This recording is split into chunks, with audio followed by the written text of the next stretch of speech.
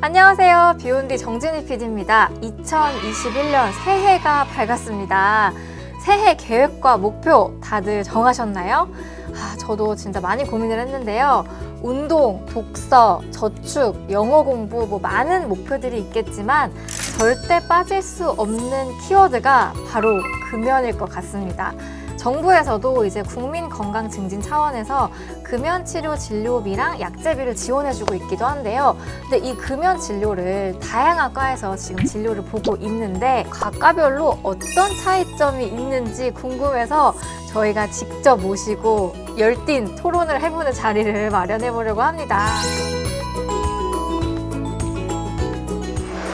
간단하게 순서대로 자기소개 좀 부탁드릴게요.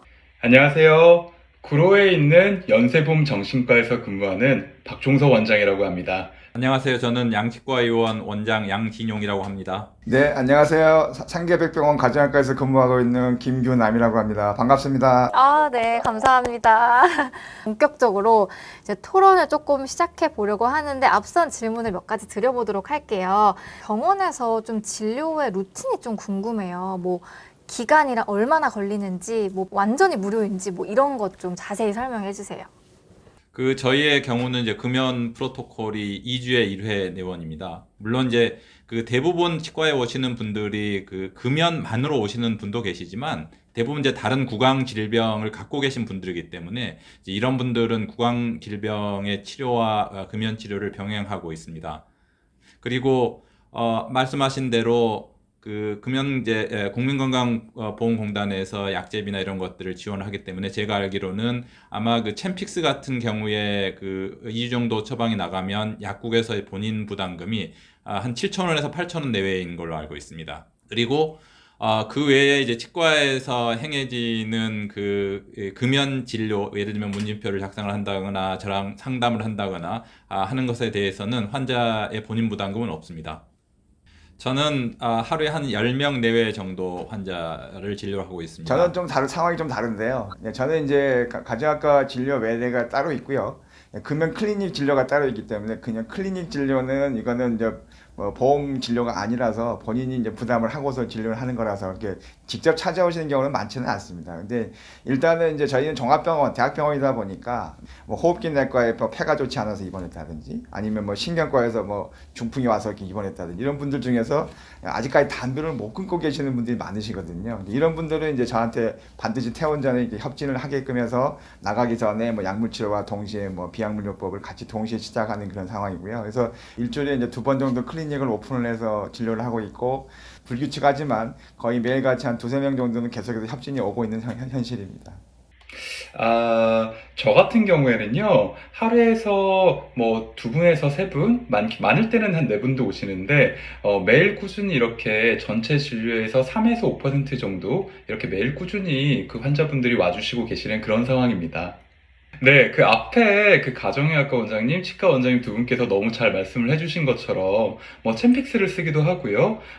사실 가정의학과에서 쓰는 프로토콜을 가장 많이 쓰고 있어요. 근데 아무래도 정신과는 가정의학과나 치과에서 금연에 실패하신 분들이 많이 오시는 그런 경우거든요. 한마디로 말하자면, 금연 재수생분들이 많이 오는 거죠. 그러니까 어떻게 보면 그런 분들을 위해서 좀 추가적으로 최소 주일의 상담과 인지치료를 저희는 특별히 부가적으로 하고 있다고 보시면 되겠습니다. 그러니까 현실적으로 저도 사실은 제일 힘든 환자들이 정신과 환자들입니다. 가끔 가다 보면 원장들 중에서는 약 먹으면서 담배 피라고 이렇게 얘기하시는 원장님도 계신다고 하더라고요. 왜냐하면 치료하시는 분들이 이제 우울증 문제라든지 담배를 끊었을 때 그런 상태가 안 좋아지는 것들 때문에 하시는데 사실은 또 거꾸로 제가 정신과 선생님한테 말씀을 드리면은 오히려 금연 약물이 되게 정신과 약물인데 오히려 정신과 선생님이 잘 모르시더라고요. 그래서 그런 점도 있는데 어쨌든 조금 몸이 아파서 오시는 환자분들은 난 자기가 당장 죽을 것 같으니까 하는데 정신과 환자분들은 되게 저 개인적으로도 좀 실패율이 높은 편이거든요. 그래서 왜냐하면 오다가 안 와버리기도 하고 또 약이 또 쓰다 보면은 이중으로 쓰게 되는 그런 경우도 있어서. 네. 그럼 여기까지 해서 이제 워밍업 질문을 드렸고 이제 본격적으로 중요한 질문을 드리도록 할게요. 그렇다면 우리 과만의 차별점이 무엇인지 마음껏 자랑을 해주세요. 흡연이라고 하는 것이 입을 통해서 흡연을 하는 것이지 뭐 귀나 코를 통해서 흡연을 하는 게 아니기 때문에 치과하고는 엄청나게 이제 관련들이 많죠. 더군다나 구강 내에 발생하는 여러 질병들이나 또 요새 임플란트 수술이나 또 구강 내 이제 소수술들이 많은데 치주 질환들도 있고 이런 것들의 그 치료의 예후와 이 흡연과의 상관관계가 워낙 크기 때문에 이제 치과 의사 입장에서는 만약 이 수술이 실패를 하게 되면 이거는 뭐 환자분과 저하고 뭐 굉장히 좋지 않은 관계가 될 수 있기 때문에 특히나 청소년들 같은 경우 또한 조기 흡연의 위험성이 굉장히 큰데 이게 엄마 몰래 이제 담배 피우기도 하고 또 선생님 몰래 담배 피우기도 하는데 이게 치과에 오면 딱 걸립니다. 입안에는 항상 증거가 남습니다. 흡연의 증거가 저한테 딱 걸려서 내가 엄마한테 얘기 안 할 테니까 저기 우리 담배 끊자. 나랑 비밀이야. 우리 약속 지켜. 이렇게 이제 치료의 동기 유발이 확실하게 되는 이런 장점들이 있습니다.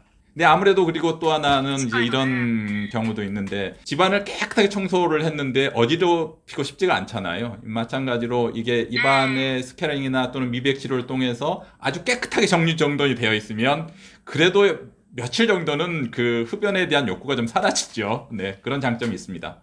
예, 우리가 저희 금연하기 전에 스케일링 하라고 하는 전법 중에 하나거든요. 그럼 교수님께서도 지금 치과에 힘을 실어주고 계신 것 같은데. 이제 뭐 치과는 그 정도에서 이제 마무리 짓고요. 네. 저는 가정학과 의사라서 사람 전체를 다 이렇게 포괄하는 나무를 보는 의사가 아니고 숲을 보는 의사이기 때문에 심장 때문에 오셨던 환자분 같은 경우는 폐에 대해서 전혀 검사를 안 하고 있다든지 그러니까 폐암 검사를 안 하고 있다든지 지금 현재는 내가 어느 한 부분이 안 좋아서 왔지만 이분이 담배 끊고 나서 현재 다른 부위, 장기 다른 부분의 그런 문제에 대해서도 미리미리 검사해서 환자 검사 받아서 미리 조기에 발견해서 치료할 수 있게끔 그렇게 권해드리는 게 또 저희 개인적인 장점이라고 생각을 합니다. 암 검진 부분들을 안 했던 부분들을 환자한테 각인을 시키고 그와 동시에 뭐 예를 들어서 대장의 용종 같은 걸 제거하게 되면은 더더군다나 끊어야 되겠다. 뭐 이런 것들을 생각하게끔 하는 것이죠. 가정의학과에서는 이제 숲을 보기 때문에 좀 더 그렇죠. 적극적인 금연 권유를 할 수 있다라고 말씀을 해주셨는데 너무 저도 설득이 되고 있는 것 같아요. 그 암 관련해서 이제 치과에서 조금 더 말씀을 드리면 흡연을 하게 되면 구강암 발생 확률이 엄청나게 늘어나죠. 근데 이제 치과에서는 상시적으로 그 여러 검사들을 하게 됩니다. 예를 들면은 그 이제 금연 환자의 경우에 CO 측정기를 이용을 해서 혈중 일산화탄소 농도를 측정을 한다거나 또는 이제 타액 검사를 통해서 뭐 흡연 여부를 측정을 한다거나 또는 뭐 그 소변 검사를 한다든가 하는데 이게 타액 검사가 굉장히 효과적인 게 뭐냐면 타액 검사를 통해서 구강암 발생의 80% 정도를 진단을 할 수가 있습니다. 그렇군요. 치과에서도 암 진단할 수 있다. 오, 이거는 새로운 소식인데요. 네.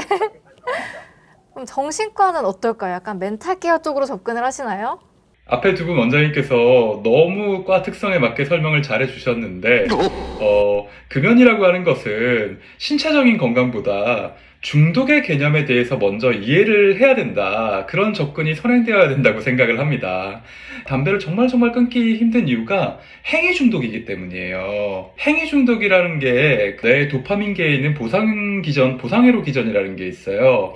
도저히 이거를 끊을 수가 없는 거죠. 저희 정신과에서는 이 입에 무는 이 행위를 단순히 물질 중독도 있지만 담배를 피워서 마음이 안정이 되고 불안이 해소되고 아무리 회사에서 스트레스를 받고 상사한테 갈굼을 당하고 정말 이거 퇴사를 하고 싶어도 나가서 이렇게 한 번만 딱 하면 마음이 착 차분해지는 이런 심정을 저희가 공감하고 이해해드린 면에서 어떤 정신과만의 그 강점이 있다 이렇게 보실 수 있겠습니다. 니코틴이라는 물질이 뇌에 딱 들어가면요 7초 만에 뇌를 한 바퀴 확 돌아서 아세틸콜린이라는 물질과 도파민이라는 물질이 나오게 돼요. 그러면 이 확 올라오는 쾌락과 흥분 이게 너무나 강렬한 자극이기 때문에 이거를 다룰 수 있도록 잠재울 수 있도록 이 사람이 평소에 우울감이나 강박감, 스트레스에 대한 프로세스를 굉장히 차단해주는 게 굉장히 중요합니다. 그리고 정신과에서 하는 그게 인지치료 개념이라고 보시면 돼요. 인지치료를 통해서 또 마음을 헤아려주고 그런 것들이 또 금연으로 이어지게 한다.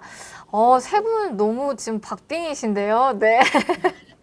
그러면 과별로 진료를 보실 때 이제 금연 성공률 몇 %라고 자부하시는지 솔직하게 말씀해 주세요. 제일 마지막에 얘기하시는 분이 제일 유리하실 것 같은데요. 이제 보통 통계적으로 보았을 때 그 자발적으로 그 금연을 하고자 하는 분들의 금연 성공률이 5% 내외라고 알려져 있습니다. 치과의 금연 성공률이 지금 보고된 걸로 의하면 한 50% 내외 정도로 보고가 되고 있습니다. 아, 진짜 높네요. 이거 다른 선생님들 이기실 수 있겠어요? 저한테 일단 오시는 분들은 이미 어느 정도 동기부여가 되어 있고 준비를 하고 이제 이미 끊고자 하는 생각이 있어서 오시기 때문에 우리 양 원장님처럼 그 정도 한 50% 정도 되는 것 같습니다. 근데 그렇지 않고 동기부여 되지 않는 환자들한테 뭐 우리가 입 아프게 얘기한다고 해서 그게 뭐 성공률이 높지는 않을 것 같고요. 지금 똑같은 퍼센트가 나왔습니다. 그러면 박종석 원장님 어떠실까요? 인지치료를 동반하는 정신과에서는 어떨까요? 저는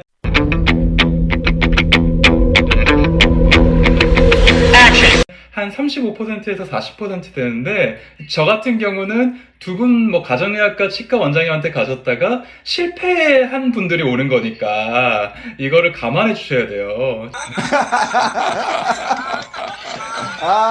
인정해야 인정합니다. 되겠네요, 이거.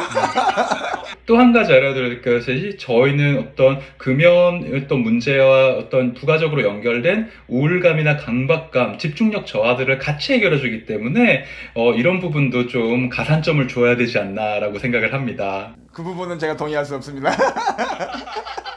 오, 근데 생각보다 진짜 높네요. 확실히 전문가의 도움을 받는 게 어쨌든 훨씬 좋다라는 결론을 좀 내릴 수가 있을 것 같습니다. 그럼 다음 질문 한번 드려보도록 할게요. 실제로 약간 가장 좋았던 좀 효과적인 방법이나 아니면은 기억 남는 에피소드를 가지고 계신 환자분, 뭐 둘 중에서 선택해서 답변 주시면 좋을 것 같아요. 가장 효과적인 게 시각적인 효과가 가장 크죠. 흡연 환자들 오셨을 때 반쪽만 스캐닝을 하고 반쪽은 남겨둔 상태에서 사진 촬영을 하면 양쪽의 대비가 확연히 나오거든요. 그럼 환자들의 일단 동기유발이 그 첫 번째로 되는 것이고요. 그래도 약물 효과가 가장 좋긴 한 것 같습니다. 챔픽스 효과가 역시 좋은 것 같습니다. 그렇군요. 그럼 김균환 교수님께서는 어떠실까요? 저는 이제 오늘 제가 좀 준비해 온 게 있는데 잘 보이실지 모르겠지만 어머, 네. 제가 이제 진료 시작하면서 환자하고 시작하는 건데 일단 서약서부터 사인하게 됩니다. 이 사인을 함부로 하는 게 아니기 때문에 이 사인을 해서 집에 냉장고에 딱 붙여놓으라고 딱 일단 이걸 먼저 시작을 하는 거고요. 그다음에 두 번째는 이제 흡연 충동이 생겼을 때 어떻게 할 것인가. 껌을 씹든 뭐 심호흡을 하든 어쨌든 간에 그런 방법들을 좀 교육을 하는 게 저는 이제 가장 첫 번째 중요하게 환자한테 설명을 해드리고요. 약물 치료는 뭐 거의 다 비슷비슷하시기 때문에 이제 그러니까 뭐 저한테 계속해서 다니셨던 분인데 그냥 별로 제가 담배를 끊으라고 해도 별로 그냥 시큰둥하고 계시다가 어느 날 갑자기 이제 열도 심하게 나고 이제 기침 가래가 끌어서 이제 오셨는데 이게 감기가 아니고 폐렴이셨던 거죠. 폐렴이 걸리다 보니까 이게 이제 장난 아니게 몸이 아프고 뭐 몸살도 심하고 열도 심하게 나고 하니까 그전에는 그렇게 제가 입 아프게 담배 끊으라고 말씀을 드려도 반응이 없으셨던 분이 폐렴 걸리시고 나니까 제가 말도 안 했는데도 끊어버리셨어요. 본인한테 동기부여가 되고 폐렴이라고 하는 게 이렇게 무섭다는 걸 본인이 느끼시니까 뭐 약물치료도 필요 없이 끊으셨던 그런 시나리오가 하나가 있겠고요. 간단한 노하우 하나를 알려드릴까 하는데요. 정신과에서 웰부트린이라는 약이 있는데요. 뭐 부프로피온이라고 하는 성분입니다.